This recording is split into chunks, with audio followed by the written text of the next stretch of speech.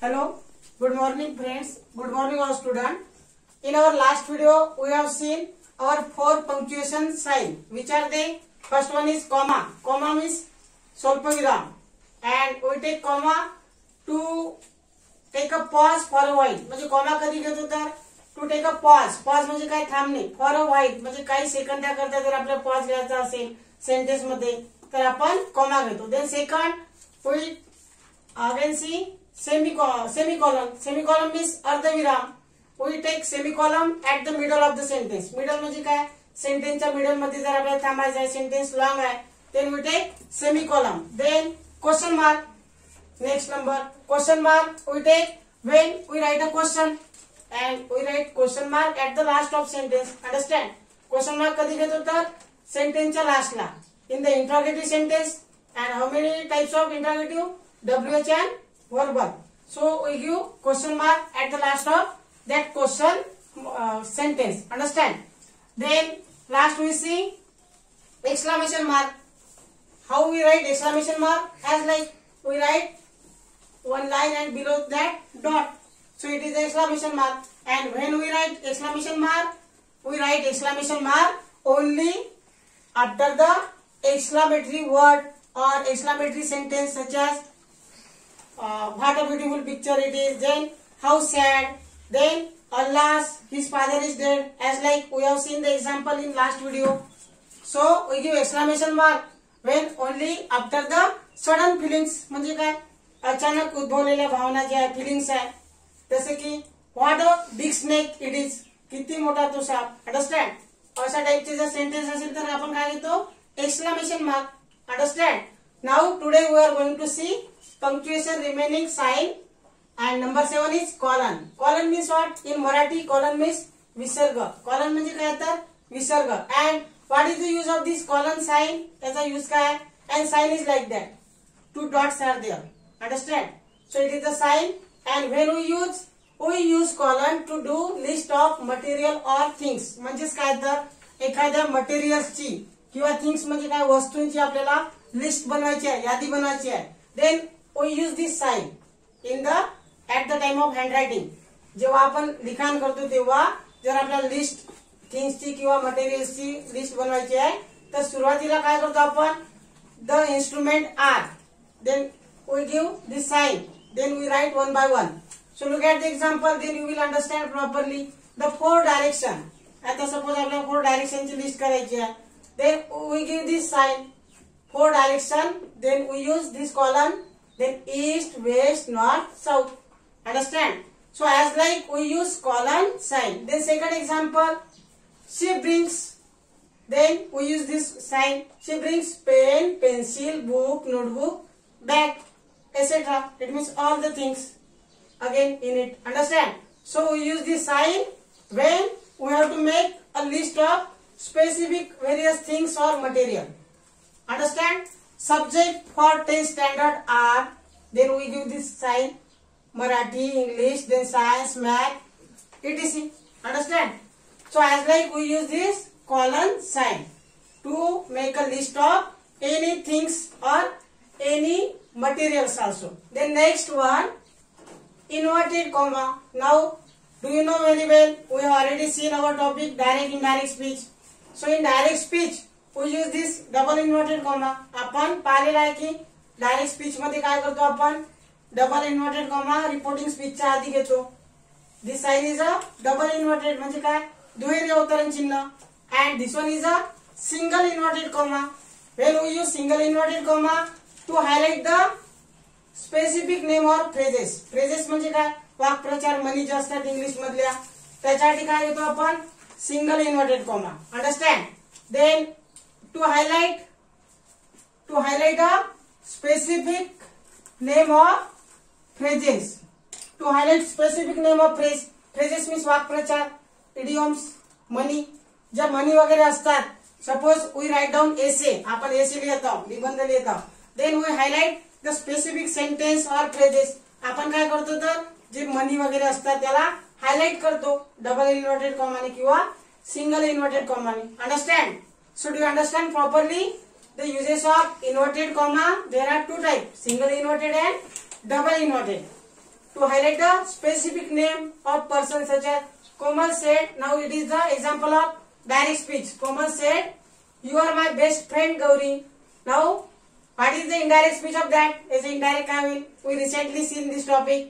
Komal told Gauri that she was her best friend. Understand? It is the indirect speech. We have seen this topic. पाहिलेला आहे आपण topic. कारण इथे काय Gauri is a listener here and Gauri is in a reporting speech.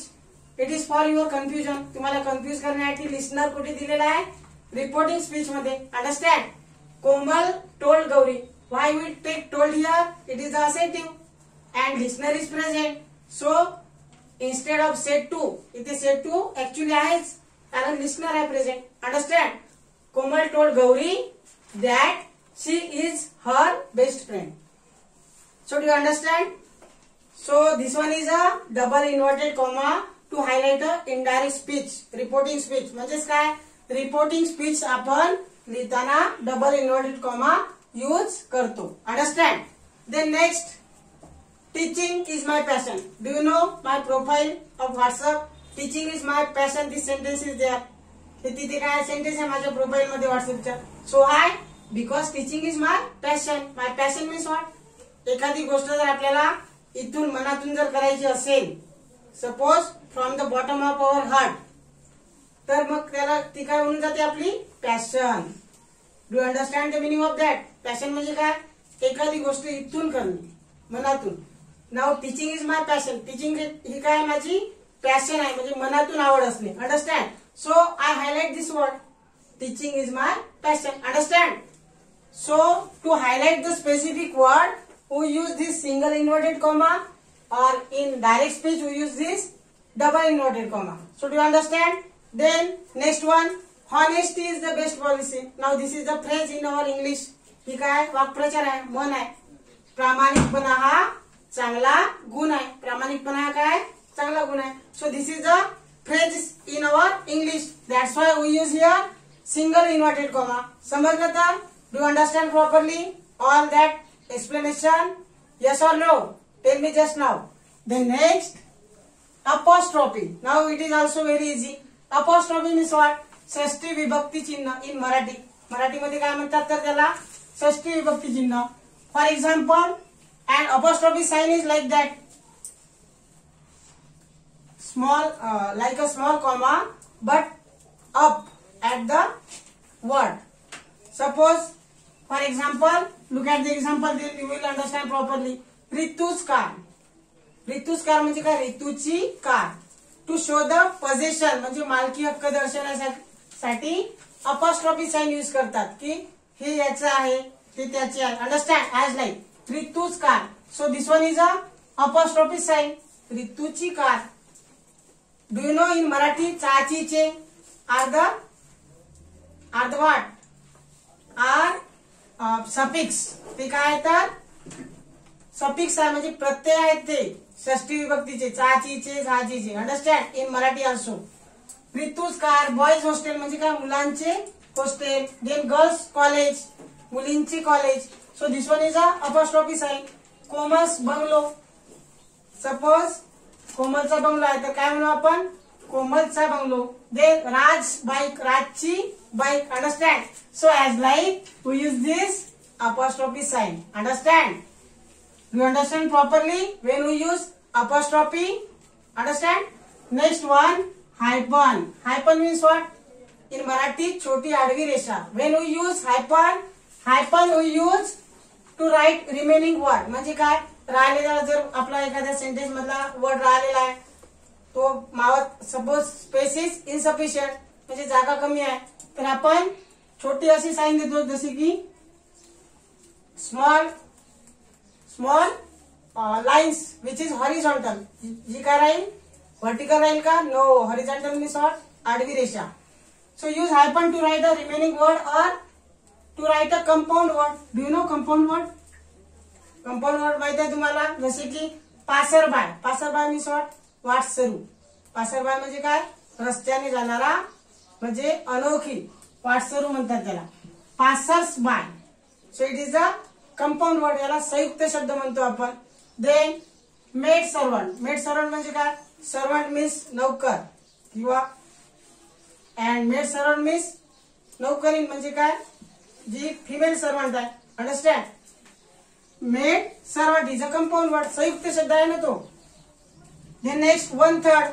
So use here hyphen sign to join the compound word. 1/3 means काय? काय घेणे तर 1/3 घेणे. 1/3 भाग तुम्हाला माहित आहे. Part of 1/3. Then 3/4. The boys wear the 3/4. Do you know very well? 3/4 means third part असणे. Understand?